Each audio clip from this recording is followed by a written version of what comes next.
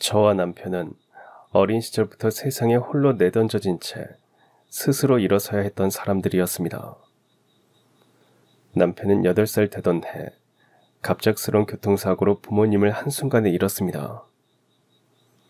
병원 영안실에서 하얀 시트에 덮인 두 분을 마지막으로 본 뒤 그의 세상은 완전히 달라졌다고 했습니다. 부모님이 돌아가신 후 할머니 손에서 자랐지만 고등학교 1학년 봄에 그 할머니마저 폐암으로 세상을 떠나셨습니다. 할머니는 마지막 순간까지 잘 살아야 한다며 혼자 남을 손주 걱정에 눈을 감지 못하셨다고 했습니다. 그렇게 16살 이후 남편은 완전히 혼자가 되었습니다. 그때부터 스스로 밥을 차리고 빨래를 하고 자기 삶의 가장이 되어야 했습니다.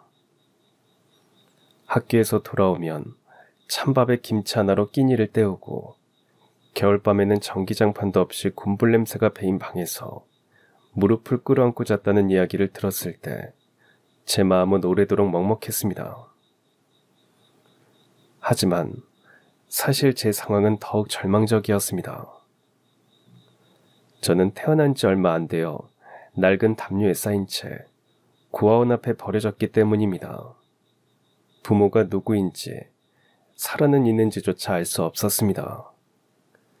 그저 담요 한 켠에 선아라고 적힌 쪽지 하나가 전부였다고 원장 수녀님이 나중에 말씀해 주셨습니다. 어린 시절 하굣길에 부모님 손을 잡고 집으로 돌아가는 친구들을 보며 제 마음 한켠에는 늘 내 엄마 아빠는 어디에 있을까라는 물음이 있었습니다. 특히 어버이날이면 카네이션을 만들어 가져갈 곳이 없는 제 처지가 더욱 서글펐습니다. 친구들이 부모님께 편지를 쓰는 숙제가 나오면 저는 혼자 원장님께 감사의 편지를 썼습니다. 그렇게 저와 남편은 부모품이라는 것을 제대로 느껴보지도 못한 채 각자 다른 곳에서 그저 살아내는 것만으로도 힘든 시간을 버티며 살아왔습니다. 저는 고아원에서 고등학교를 졸업할 때까지 지냈습니다. 그곳이 제게는 집이었고 원장님과 선생님들이 가족이었습니다. 하지만 만 18세가 되면 규정상 더 이상 머무르지 못하고 자립해야만 했습니다. 고등학교 졸업식이 끝나고 나서야 그 현실이 정말로 다가왔습니다. 어디로 가야 할지, 무엇을 해야 할지 막막했습니다. 친구들은 대학에 진학하거나 집으로 돌아갔지만 저에게는 돌아갈 집이 없었습니다. 밤마다 침대에 누워 천장을 바라보며 내일부터 어떻게 살아야 하지라는 생각만 머릿속을 맴돌았습니다. 그때의 두려움은 지금 생각해도 가슴을 조여옵니다. 다행히 고3 담임 선생님께서 서울의 작은 회사에서 직원을 뽑는다며 가보라고 하셨습니다. 월급은 많지 않지만 숙소를 제공한다고 했습니다.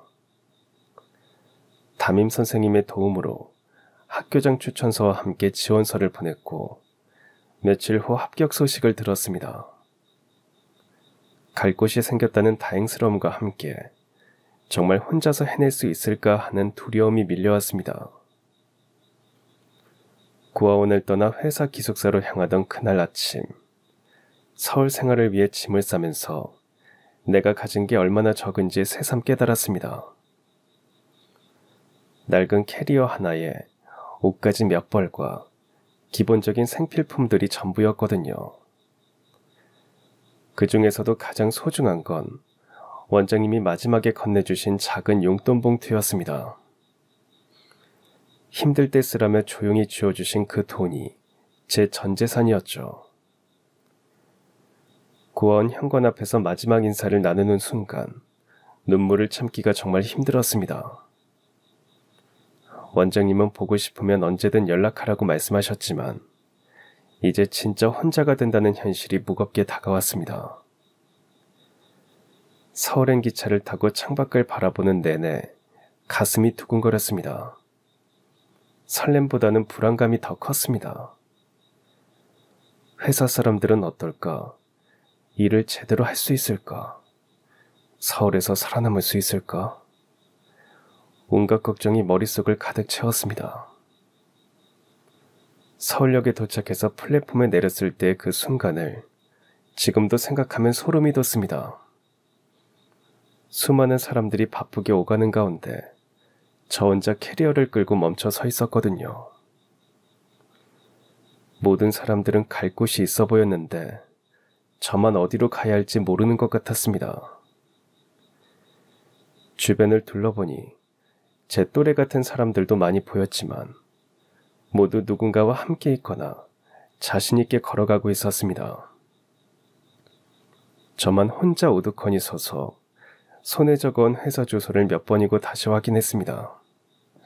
그 종이가 제가 의지할 수 있는 유일한 것이었으니까요. 지하철을 타고 회사가 있는 곳으로 향하면서 창문에 비친 제 모습을 보니 정말 초라해 보였습니다. 낡은 옷에 무거운 캐리어, 그리고 어디로 가야 할지 모르는 표정. 마치 갑자기 넓은 바다에 혼자 떠밀려 나온 작은 배 같다는 생각이 들었습니다. 하지만 그때도 마음 한구석에는 희망이 있었습니다. 어떻게든 해보자. 열심히 하면 될 거야. 라는 다짐도 함께 품고 있었거든요. 두려움과 용기가 뒤섞인 채로 저는 새로운 세상으로 첫걸음을 내디뎠습니다. 그렇게 두려움 반 설렘 반으로 회사에 첫 출근을 했습니다. 회사 로비에 들어서자 깔끔한 대리석 바닥과 정갈한 인테리어가 눈에 들어왔지만 저에게는 모든 것이 낯설고 어색했습니다. 그리고 그곳에서 남편을 처음 만났습니다. 저를 맡아 사수 역할을 해준 사람이 바로 남편이었습니다. 말수가 적은 사람이었지만 업무를 알려줄 때만큼은 세심했습니다. 컴퓨터 앞에 앉혀놓고 폴더 구조부터 문서명 규칙까지 차근차근 가르쳐 주었습니다. 실수를 해도 혼을 내거나 목소리를 높이지 않았습니다. 다음엔 더 잘하면 되죠. 그 한마디가 이상하게 마음을 편하게 했습니다. 다음이 있다는 말이 제게는 처음 들어보는 보호막 같았습니다. 고아원에서는 늘 실수하면 안 된다는 압박감이 있었는데 남편의 말에서는 따뜻한 여유가 느껴졌습니다. 첫 몇 달은 야근이 일상이었습니다. 퇴근 시간이 훌쩍 지나도 끝나지 않는 업무 때문에 편의점 라면으로 끼니를 때우며 책상에 앉아있는 날이 대부분이었어요. 그날도 어김없이 야근 중이었습니다. 배는 고팠지만 손을 놓을 수는 없어 그냥 참고 일하고 있었습니다. 그때 뒤에서 낮은 목소리가 들렸습니다. 아무리 바빠도 식사는 거르지 말아요. 인기척에 깜짝 놀라 고개를 돌리니 남편이 제 책상 위에 도시락을 내려놓고 있었습니다. 평소에는 용건이 아니면 말을 잘 안 걸던 사람이었기에 순간 놀랐습니다. 대리님, 퇴근하신 거 아니었어요? 이건 뭐예요? 퇴근했다가 급하게 처리할 일이 생겨서 다시 왔어요. 저도 저녁은 먹어야 해서 집에서 싸운 건데 선아 씨도 식사 못했을 것 같아서 제 거 싸는 김에 하나 더 준비했어요. 일하면서 드세요. 뚜껑을 열자 갓 지은 밥에서 김이 피어올랐습니다. 노릇하게 구운 계란말이, 동그란 소시지, 아삭한 단무지까지 정갈하게 담겨 있었습니다. 편의점 도시락과는 달리 누군가 정성껏 준비한 흔적이 분명했습니다. 저는 얼굴이 달아오르는 걸 어색하게 웃었고 감사 인사를 전했습니다.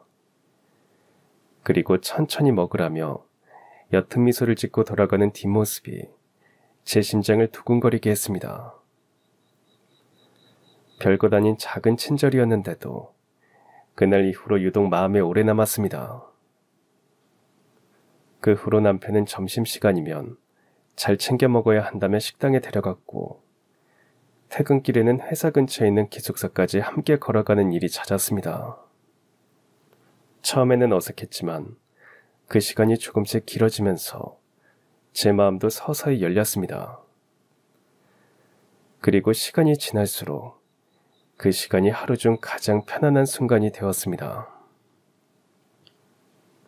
그러던 어느 날, 회사 벚꽃이 흐드러지게 핀 봄날이었습니다. 평소처럼 함께 퇴근하며 공원을 지나가던 중 김 선배가 갑자기 걸음을 멈췄습니다. 떨어지는 벚꽃잎을 바라보고 있을 때 선배가 조심스럽게 입을 열었습니다. 그동안 계속 지켜봤어요. 처음에는 그냥 신입사원이 적응 못할까봐 챙겨주려던 거였는데 언제부턴가 함께 있으면 편하고 혼자 있을 때도 자꾸 생각이 나고 그래서 그런데 저랑 정식으로 만나볼 생각 없으세요? 그 진솔한 고백에 가슴이 두근거렸습니다. 그렇게 우리는 조심스럽게 연애를 시작했습니다. 회사에서 보던 무뚝뚝한 모습과는 달리 사귀고 나니 선배는 정말 세심한 사람이었어요. 퇴근길에 제 가방을 자연스럽게 들어주고 바람이 쌀쌀한 날엔 목도리를 고쳐 메어주고 식당에서는 제가 좋아하는 반찬을 먼저 덜어주고 집에 돌아가면 잘 들어갔냐는 메시지를 꼭 보내왔습니다. 그런 세심하고 살가운 모습에 저는 매일 새삼 반했습니다. 겉으로는 무심한 듯 보이지만 속은 이렇게 따뜻한 사람이구나 싶었습니다. 우리 평생 의지하고 행복하게 살자. 그 말은 제 마음에 오래 남아 작은 불씨가 되었습니다. 우리는 서로에게 가장 소중한 사람이었고 그 약속은 곧 우리의 삶이 되었습니다. 같은 방향을 바라본다는 사실이 당시의 저를 지탱해 주었습니다. 몇 년간의 연애 끝에 우리는 결혼을 했습니다. 양가 부모님이 모두 안 계셨기에 결혼식은 직장 동료들만 초대해 소박하게 치렀습니다.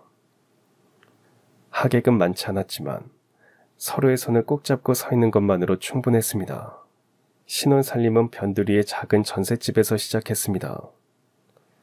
벽지는 여기저기 뜯겨 있었고 욕실 타일도 낡아 군데군데 깨져 있었지만 함께 살게 되었다는 사실이, 저희가 서로에게 가족이 되었다는 사실이 마냥 행복하고 즐거웠습니다. 퇴근 후 함께 장을 보고 작은 부엌에서 둘이 나란히 저녁을 차렸습니다. 밥을 먹으며 그날 있었던 일을 이야기했고 간단한 반찬만 있어도 웃음이 끊이지 않았습니다.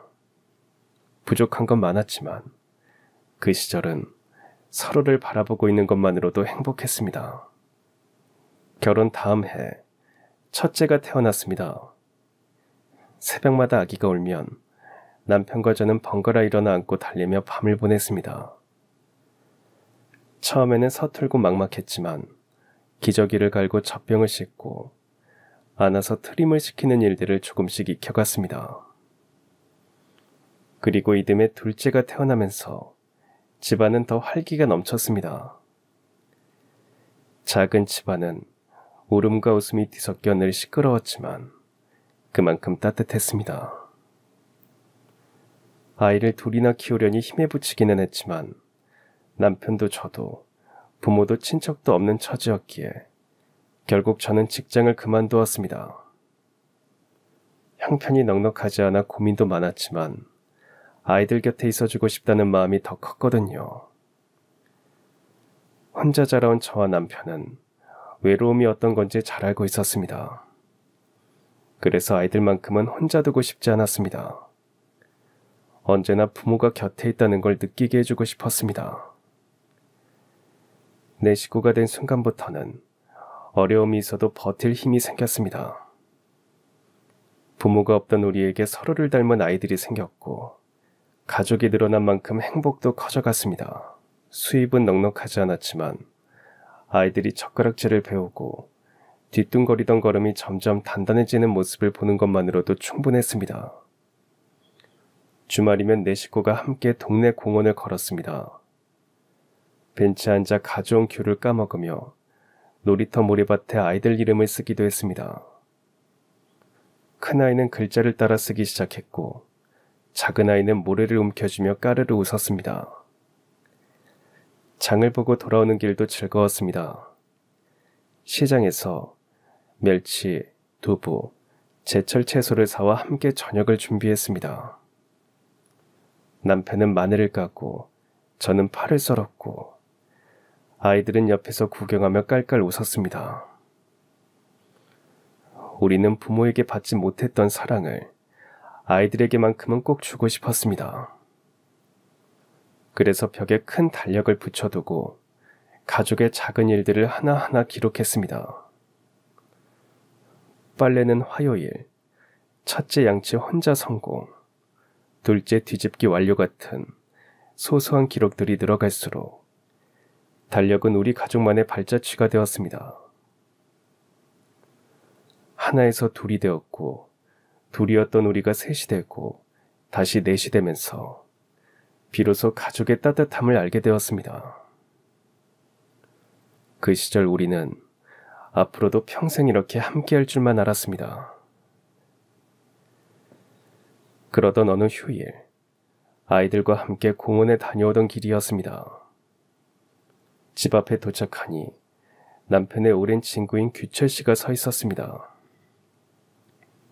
남편과는 고등학교 동창이자 군대까지 함께 다녀온 사이였고 젊은 시절부터 서로 의지하며 지내던 가까운 친구였습니다. 그래서인지 얼굴이 어둡게 굳어있는 규철 씨의 모습을 보는 순간 남편도 긴장한 기색이 역력했습니다. 집에 들어와 제가 내준 차가 식는지도 모른 채 두 사람은 거실에서 한참을 상의했습니다. 목소리는 낮았지만 표정은 무거웠고 단순한 안부 대화가 아니라는 걸 쉽게 알 수 있었습니다.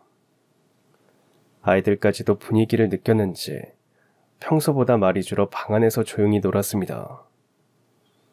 규철 씨가 돌아간 뒤 남편이 조심스럽게 말을 꺼냈습니다. 규철 씨가 사업에 어려움을 겪고 있는데 보증을 서달라는 부탁을 했다는 겁니다. 보증은 가족끼리도 잘 안 서요. 절대 하면 안 돼요. 그 친구도 우리처럼 가진 것 없이 힘들게 살아왔어. 내가 모른 척하면 평생 마음에 걸릴 것 같아. 저는 몇 번이고 하지 말라고 말렸습니다. 하지만 남편은 며칠 동안 밤늦게까지 서류를 들여다보며 고민했습니다. 점점 얼굴이 어두워졌고 집안 분위기까지 가라앉았습니다. 저녁상 앞에서도 젓가락만 만지작거렸고 평소 좋아하던 찌개에도 손이 가지 않았습니다. 결국 남편은 규철 씨의 부탁을 거절하지 못했습니다. 오랜 세월 함께한 친구라는 이유로 남편은 끝내 사업 보증을 서주고 말았습니다. 몇 달 뒤, 결국 제 예상대로 규철 씨의 사업은 허망하게 무너졌습니다. 남은 빚은 고스란히 우리 몫이 되었고 우편함에는 빨간 글씨가 선명한 독촉장이 쌓여갔습니다. 전화벨은 하루에도 몇 번씩 울렸고 이자와 빚은 눈덩이처럼 불어났습니다. 처음에는 믿기지 않았습니다. 어떻게 이런 일이 우리에게 닥칠 수 있을까? 잠시 꿈을 꾸는 건 아닌가 싶었습니다. 하지만 현실은 냉정했습니다. 매일 쏟아지는 독촉 전화와 우편물이 우리 삶을 옥죄어왔습니다. 남편은 결국 낮에는 직장에서 일하고 밤에는 대리운전을 나가겠다고 했습니다. 저는 고개를 저으며 말렸습니다. 몸이 먼저예요. 그러다 큰일 나요. 다른 방법을 찾아봐요. 애들 어린이집에 맡기면 나도 다시 일할 수 있어요. 아니야. 애들 곁에는 엄마가 있어야 해. 금방 갚을 수 있을 거야. 조금만 버티자. 그리고 당신한테 정말 미안해. 그런 소리 하지 말아요. 우리 둘이서 잘 헤쳐나가 봐요. 그날부터 남편의 하루는 끝이 없었습니다. 퇴근 후 집에 와서 허겁지겁 저녁을 먹고는 다시 나갔습니다. 새벽녘이 되어서야 돌아왔고 들어오자마자 힘이 빠진 몸을 거실 바닥에 눕히듯 내려놓고 그대로 잠들곤 했습니다. 아이들은 그런 아빠 곁에 이불을 질질 끌고 와 덮어주곤 했습니다. 그 모습이 제 눈에 아직도 선명합니다. 결국 남편의 무리한 생활은 오래 버티지 못했습니다. 처음엔 밤낮 없이 일하느라 단순한 감기인 줄 알았습니다. 그런데 기침은 점점 길어졌고 얼굴빛은 날이 갈수록 창백해졌습니다. 입던 옷은 점점 헐렁해졌고 결국 허리띠도 구멍을 하나 더 줄여야 했습니다. 아무래도 이상하다 싶어 저는 조심스레 말을 꺼냈습니다. 당신 아무리 봐도 그냥 피곤해서 그런 게 아닌 것 같아요. 우리 병원에 가봐요. 아니야. 요즘 일이 많아서 그래. 조금만 지나면 괜찮아질 거야. 남편은 피곤이 가득한 얼굴로 억지 웃음을 지었습니다. 그 모습을 보니 가슴이 철렁 내려앉았습니다. 하지만 저도 달리 방법이 없었습니다. 병원에 가려면 일을 쉬어야 하는데 하루라도 쉴 수 없을 정도로 빚이 늘고 있었으니까요. 결국 별일 아니길 바라며 넘길 수밖에 없었습니다. 지금 생각하면 그때 제가 더 강하게 말해서 병원에 데려갔어야 했습니다. 남편은 나날이 야유어갔고 기침은 몇 달 동안 계속되며 나아지지 않았습니다. 그리고 찬바람이 유난히 세차던 어느 날 밤 낯선 번호가 휴대전화 화면에 떴습니다. 전화를 받는 순간 병원이라는 단어가 귀에 꽂혔습니다. 대리운전 중 남편이 갑자기 쓰러져 응급실로 실려갔다는 소식이었습니다. 심장이 미친 듯이 뛰었습니다. 아이들을 급히 옆집에 맡기고 걸치는 대로 옷을 입은 뒤 곧장 병원으로 향했습니다. 택시 안에서는 수없이 많은 생각이 오갔습니다. 설마 큰일은 아니겠지. 그냥 과로 때문이겠지. 그렇게 스스로를 달래봤지만 가슴은 불안으로 가득했습니다.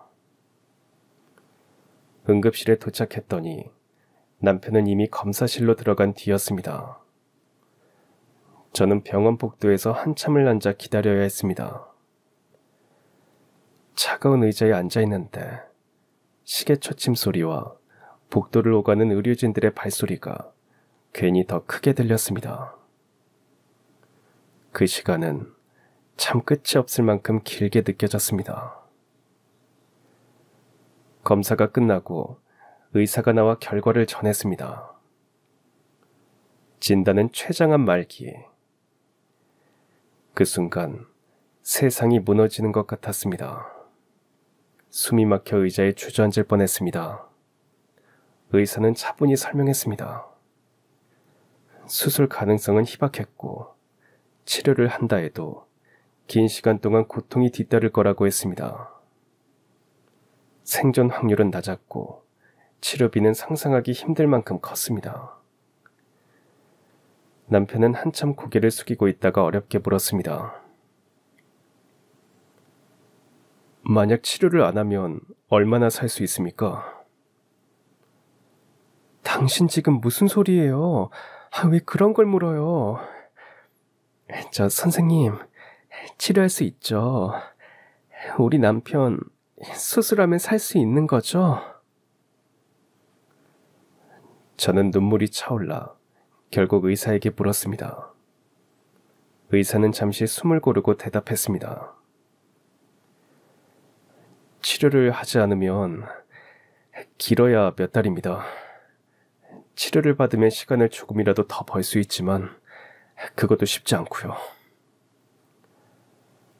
그래도 치료 안 하는 것보다는 나은 거잖아요. 그렇죠, 선생님? 남편은 눈을 감고 고개를 가로저었습니다. 그리고 힘겹게 말을 이었습니다. 그렇잖아도 빚이 산더미인데 내 병원비까지 감당할 수 없어. 그러다가 덜컥 내가 죽어버리면 당신이랑 애들만 더 고생할 거야. 여보, 당신이 죽긴 왜 죽어요? 내가 죽게 안 내버려둬. 그러니까 우리 치료받아요. 치료합시다. 포기하면 안 돼요. 방법이 있을 거예요. 우리 애들 생각해서라도 희망을 놓지 말아요, 제발. 나는 병원 침대에 누워서 아이들 얼굴도 못 본 채 지내고 싶지 않아. 차라리 집에서 가족 옆에서 시간을 보내고 싶어. 남편은 더 이상 반대하지 말라며 단호하게 말했습니다. 저는 끝내 아무 말도 하지 못한 채 눈물만 흘렸습니다.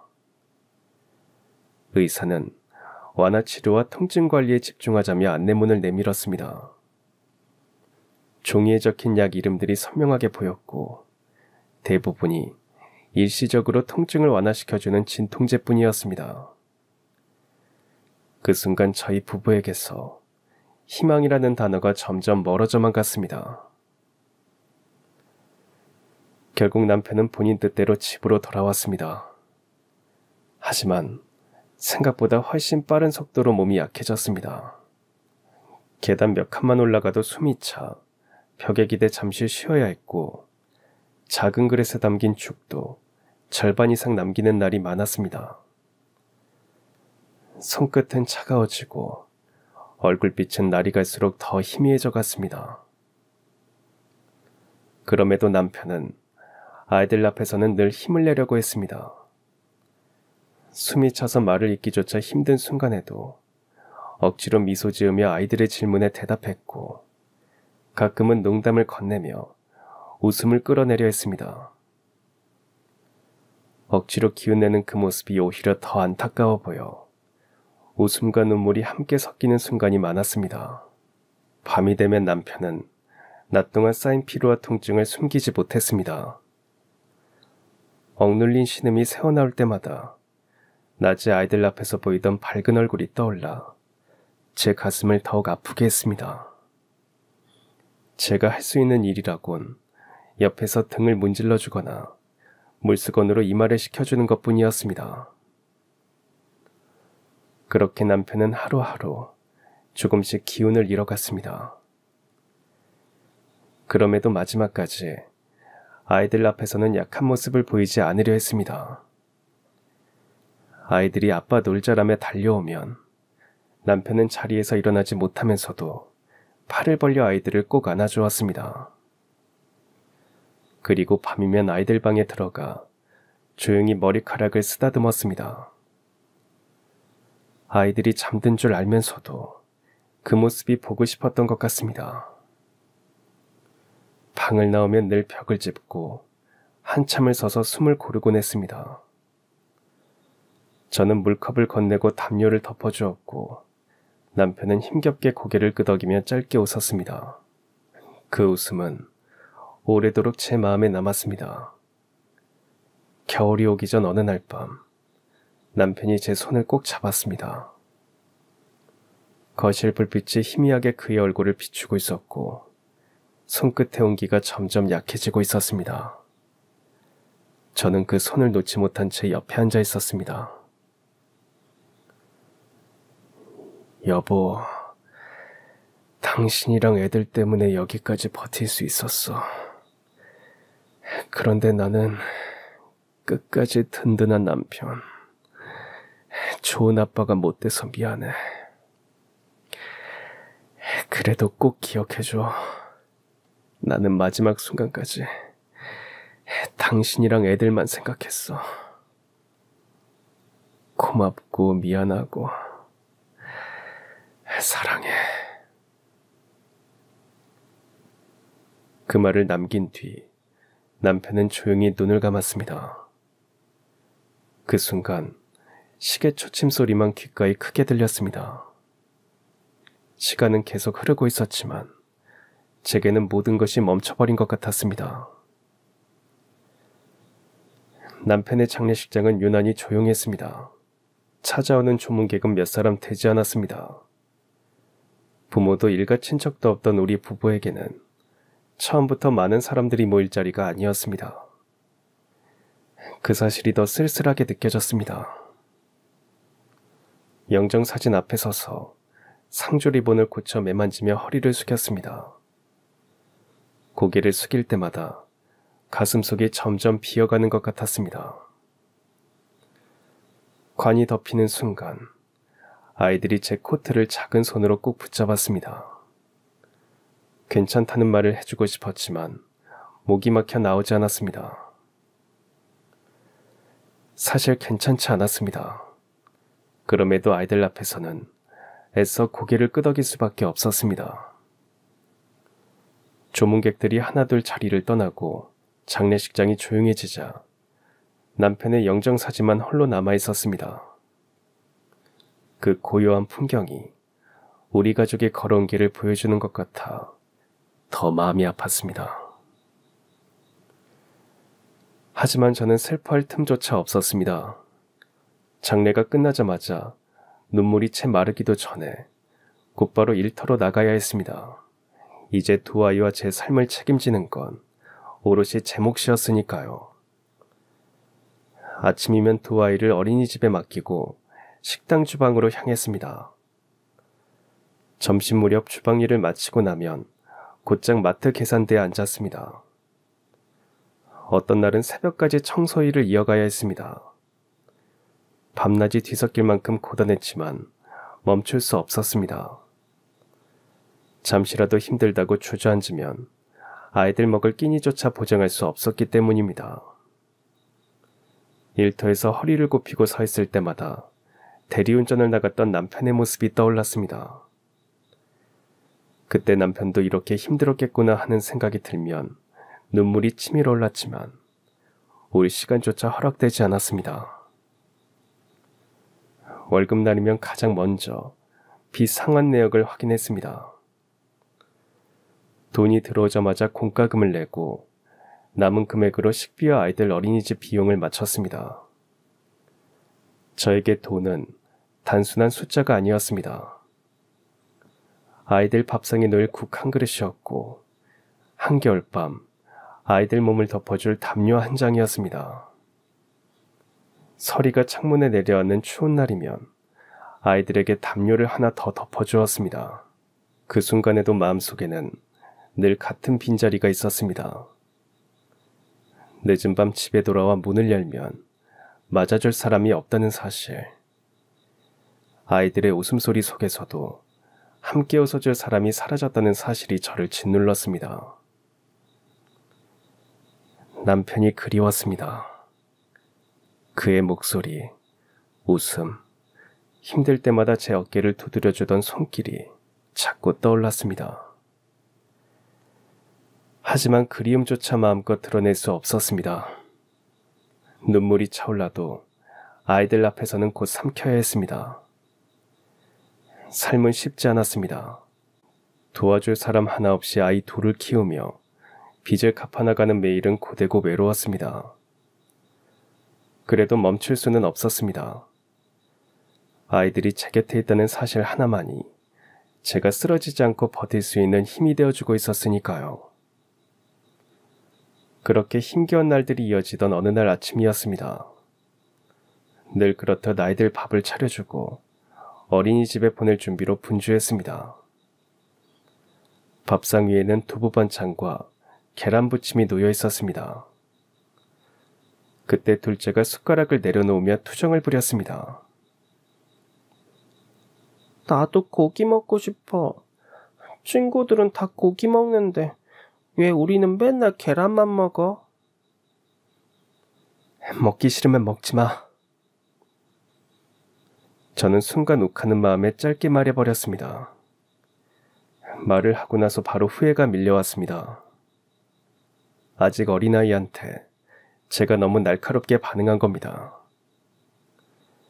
저 역시 고기를 사주고 싶었지만 통장에 찍힌 잔액이 늘 발목을 잡고 있었습니다. 그날 아침은 유난히 마음이 무겁게 내려앉았습니다. 결국 저는 마음속으로 다짐했습니다. 오늘은 어떻게든 고기를 사서 아이들 밥상에 올리자고. 아이들 앞에서 미안했던 마음을 조금이라도 덜고 싶었습니다. 퇴근길, 저는 마트 고기 코너 앞에 서 있었습니다. 가격표를 몇 번이나 들여다보다가 가장 작은 포장을 집어 계산대에 올렸습니다. 하지만 카드를 내밀자 기계 화면에 글자가 떴습니다. 잔액 부족. 다시 시도했지만 결과는 같았습니다. 급히 휴대폰으로 통장 잔액을 확인하니 10,000원 조금 넘게 남아 있었습니다.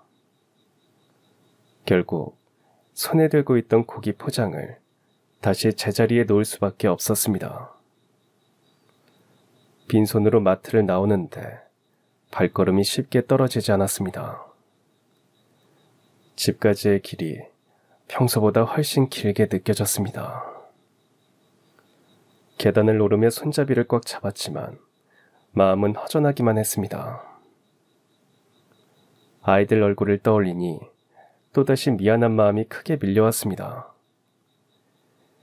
집 문을 열자 예상과 달리 아이들의 웃음소리가 집안을 가득 채우고 있었습니다. 아침에 반찬 투정하며 울상짓던 모습은 온데간데 없고 방 안에서 깔깔거리는 소리만 들려왔습니다. 이상한 마음에 급히 방문을 열었습니다. 아이들 손에는 장난감이 아니라 묶음으로 된 돈다발이 들려 있었습니다. 순간 눈앞이 하얘졌습니다. 너희들 이 돈 어디서 난 거야? 첫째와 둘째는 동시에 천장을 가리켰습니다. 다락방 입구였습니다. 남편이 살아있을 때 자주 오르내리던 곳이었지만 그가 세상을 떠난 뒤로는 차마 열어보지 않았던 공간이었습니다. 아빠가 옛날에 장난감 거기 숨겨놨던 거 생각나서 올라갔는데 이게 있었어. 다락방에 이런 게 많아. 아이들 목소리가 귀에 제대로 들어오지 않았습니다. 심장이 두근거렸고 손이 떨렸습니다. 저는 사다리를 붙잡고 한 칸씩 올라갔습니다. 문을 열자 오랫동안 닫혀있던 탓에 먼지가 가득했고 구석구석에는 작은 상자들이 놓여 있었습니다. 다락방 한쪽 구석에 낡은 가방이 놓여 있었습니다. 저는 잠시 숨을 고른 뒤 지퍼를 열었습니다. 그 안에는 정말 차곡차곡 쌓인 현금 뭉치가 있었습니다. 그리고 그 위에는 접혀있는 편지 한 장이 올려져 있었습니다. 글씨체를 보는 순간 알 수 있었습니다. 남편의 손글씨였습니다. 떨리는 손으로 편지를 펼쳤습니다. 사랑하는 선아야, 이 편지를 당신이 읽을 때쯤이면 나는 이미 곁에 없겠지. 오늘 규철이가 다녀갔어. 망했던 사업을 회복했대. 그래서 자기 잘못 때문에 우리가 진 빚을 다 갚아주고 그동안 잃은 돈도 돌려줬어. 규철이가 돈을 건네는데 만감이 교차하더라. 그리고 고민스러웠어.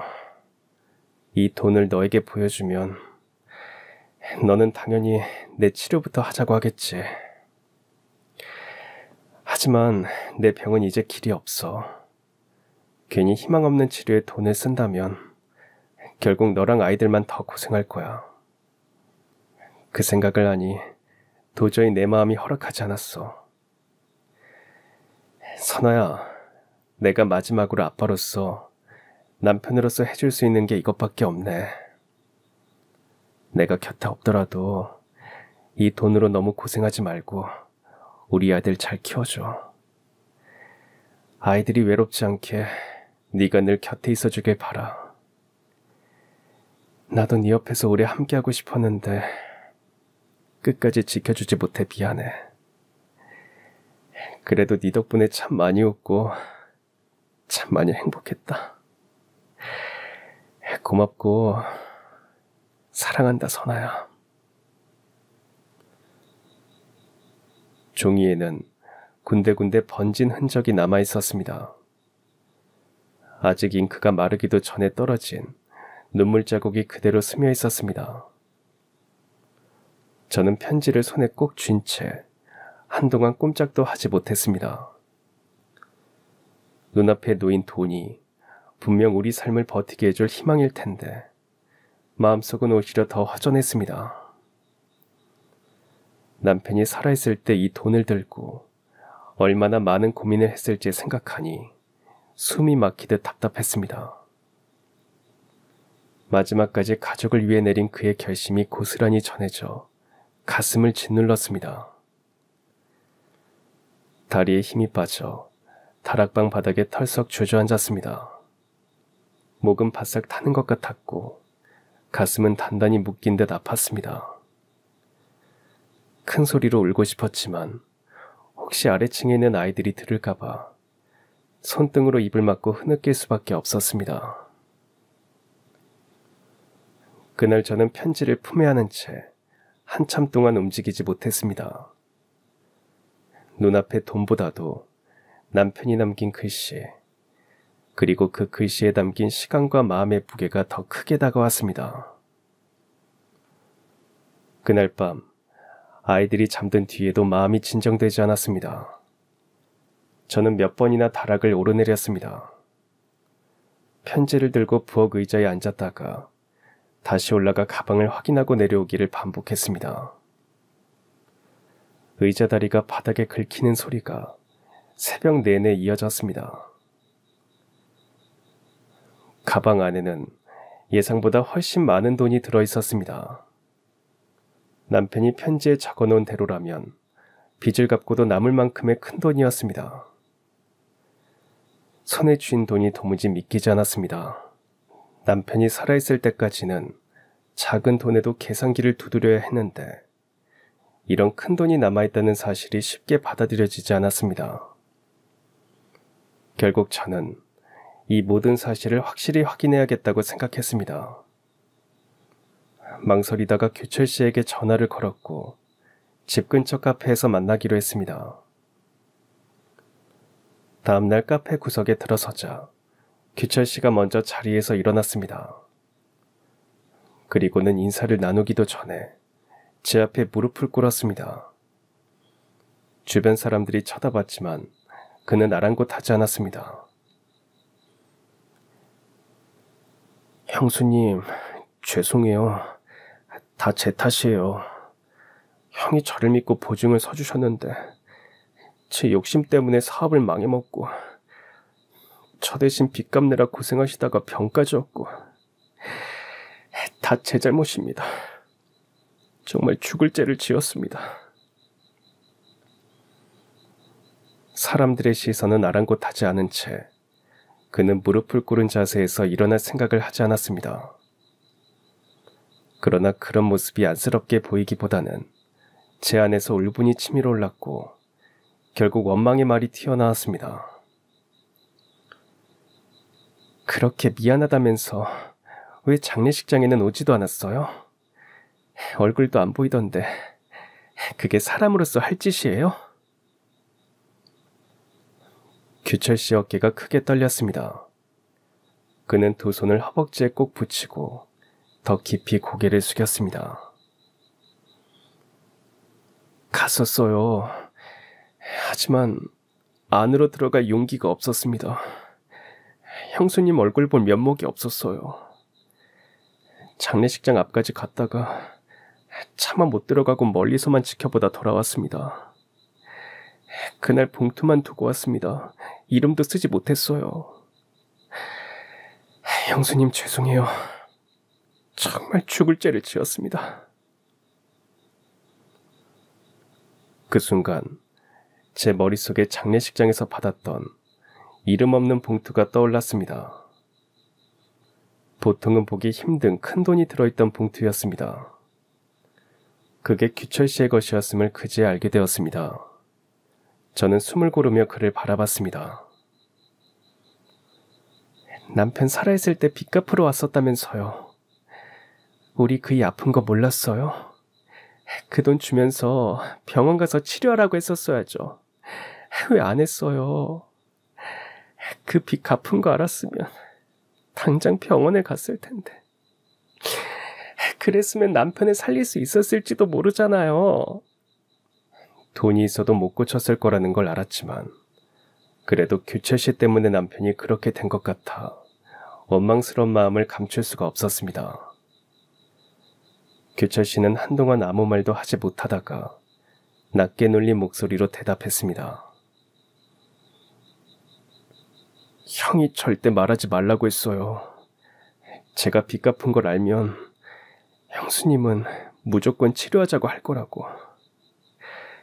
그런데 형은 끝까지 그걸 원하지 않았어요. 이건 내 병에 쓰면 안 된다. 무조건 애들한테 써야 한다. 그 말만 계속했어요.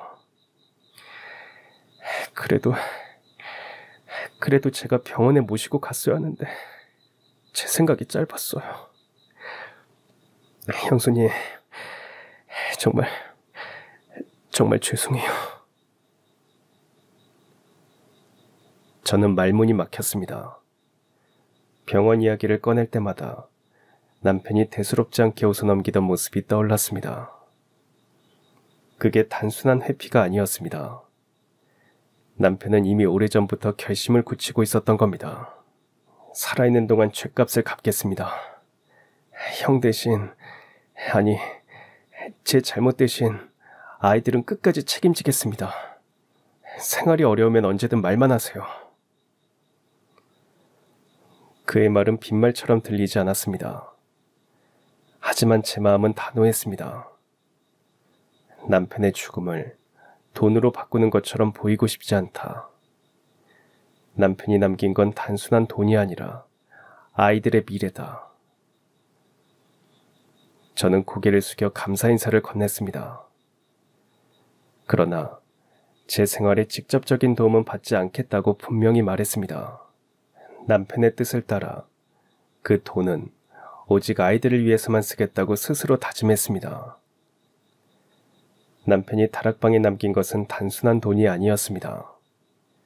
그것은 아이들의 미래였습니다.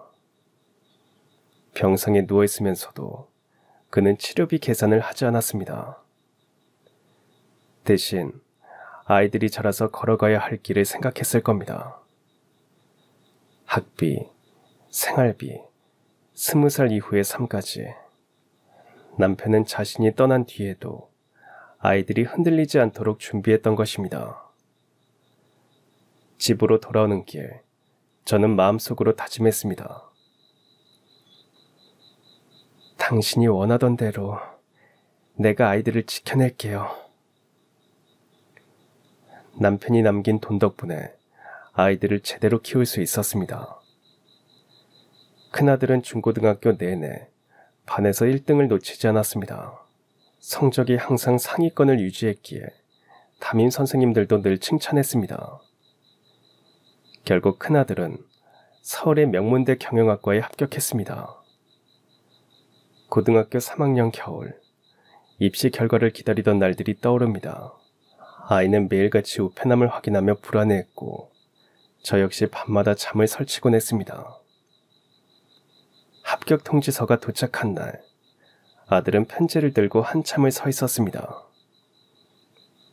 엄마, 나 합격했어요. 그 한마디에 눈물이 터졌습니다. 기쁨이었지만 동시에 남편의 빈자리가 크게 느껴지는 순간이었습니다.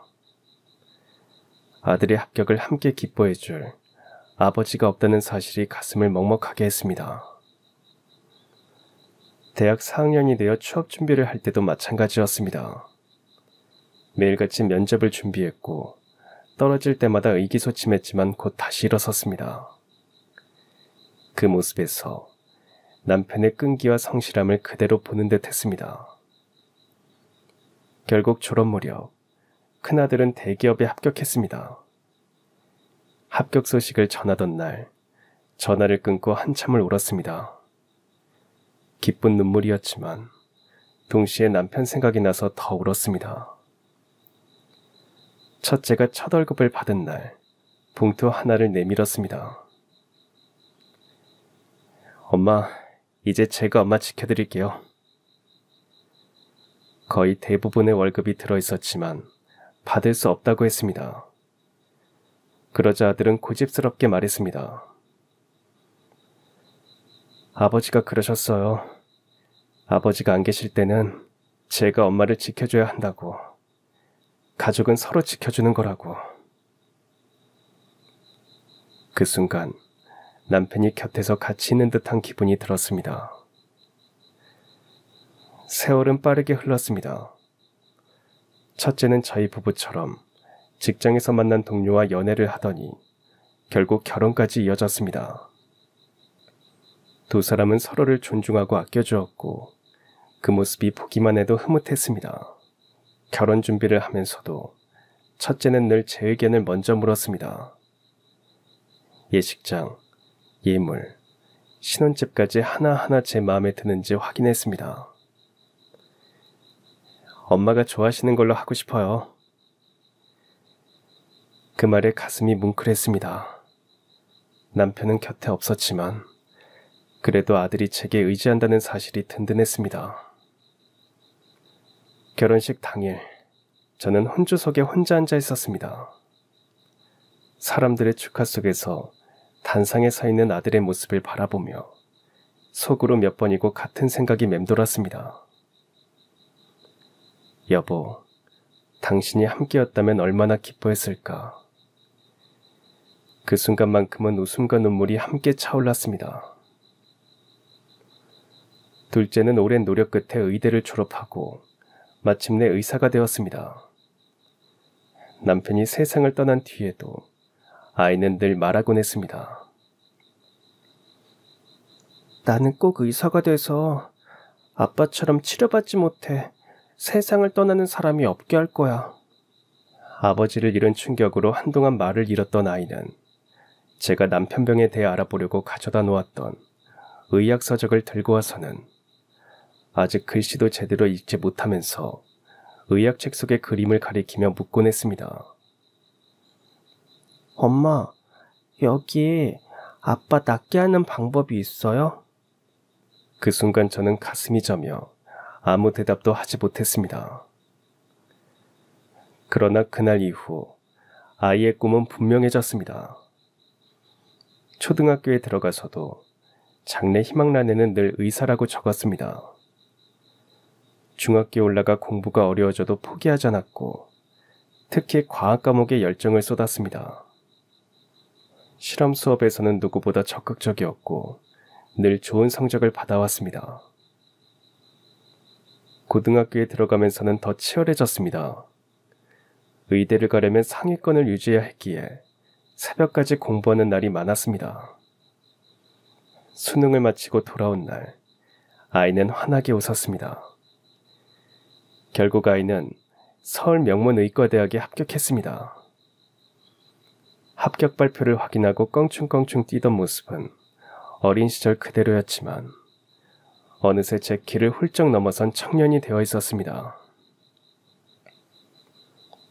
의대를 졸업하고 처음 의사 가운을 입은 날, 아이는 곧장 집으로 돌아와 남편의 사진 앞에 섰습니다. 목에 걸린 청진기를 벗어 사진 옆에 올려두고 한참 동안 말이 없었습니다. 그러다 작은 목소리로 속삭였습니다. 아빠, 저 의사 됐어요. 아빠 같은 병에 걸린 사람들 다 고쳐줄 거예요. 지켜봐 주세요. 그 순간 저는 생각했습니다. 하늘에 있는 남편이 이 장면을 본다면 누구보다 기뻐하며 우리 아들을 자랑스러워했을 거라고. 그리고 얼마 전이었습니다. 큰아들이 오랫동안 닫혀있던 다락방에 올라갔다가 커다란 상자를 들고 내려왔습니다.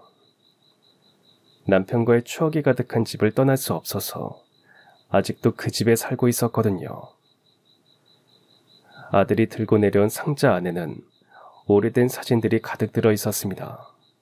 남편과 제가 젊었을 때 동네 공원에서 찍은 사진, 아이들이 젖병을 몰고 있던 사진, 벽에 붙인 달력 앞에서 함께 손을 흔들던 사진들. 모두 남편이 살아있을 때 추억을 남기자며 찍었던 것들이었습니다. 사진 속의 남편은 이제 한껏 늙어버린 저와 달리 젊었고 수줍게 웃고 있었습니다. 저는 사진을 식탁 위에 펼쳐놓고 천천히 넘겼습니다. 사진마다 기억이 묻어 있었습니다. 된장국 냄새가 떠오르기도 했고 합격자 발표 날의 긴장된 공기가 다시 느껴지기도 했습니다. 그날 밤 저는 사진을 정리해 남편의 얼굴이 또렷하게 나온 한 장을 골라 액자에 넣었습니다. 거실 선반 위에 올려두고 유리를 닦으니 오래전 그 눈빛이 다시 선명하게 다가왔습니다. 그 눈동자에 비친 제 얼굴은 예전보다 담담하고 단단해 보였습니다. 이제 저는 매일을 배워가며 살아갑니다. 아이들에게 무엇을 남길지, 하루를 어떻게 보낼지, 아침을 어떤 마음으로 시작할지를 생각합니다. 예전에는 빚 독촉장을 들고 손을 떨었지만 이제는 아이들의 성적표를 확인하고 건강검진표를 챙길 수 있게 되었습니다. 지난 시간들이 단순히 고통과 상실로만 채워진 것은 아니었습니다. 작은 선택들이 쌓여 지금의 삶을 만들었다는 것을 알게 되었습니다. 남편의 선택은 특별하거나 거창한 것이 아니었습니다. 그저 마지막 순간까지 가족을 먼저 생각한 것이었습니다. 그래서 저도 하루를 마무리할 때면 남편의 마음을 떠올립니다. 저녁밥을 미리 해두고 창문을 닫고 달력에 다음 일정을 적은 뒤 거실에 놓인 액자 앞에 서서 숨을 고릅니다. 오늘도 저는 남편의 사진을 바라보며 조용히 말했습니다. 당신 덕분에 여기까지 왔어요. 정말 고마워요. 창밖으로 봄 햇살이 들어옵니다. 그 빛 속에서 남편이 환하게 웃는 듯 보였습니다. 이제는 분명히 알 수 있습니다. 남편이 다락방에 남긴 것은 단순한 돈이 아니었습니다. 그 돈으로 아이들의 등록금을 낼 수 있었고 생활비를 버틸 수 있었습니다. 덕분에 큰아들은 대학을 졸업하고 사회인이 되었고 둘째는 의사가 되었습니다. 두 아들이 각자의 자리에서 당당히 살아가는 모습을 볼 때마다 남편이 떠난 뒤에도 여전히 우리를 지켜주고 있다는 생각이 듭니다. 다락방의 돈은 이제 다 쓰였지만 그 돈으로 아이들이 꿈을 이룬 사실은 앞으로도 우리 가족에게 가장 큰 자랑이자 보물로 남을 것입니다. 그럼 지금까지 사연 들어주셔서 감사합니다. 사연이 재밌으셨다면 구독과 좋아요 부탁드려요. 감사합니다. 안녕히 계세요.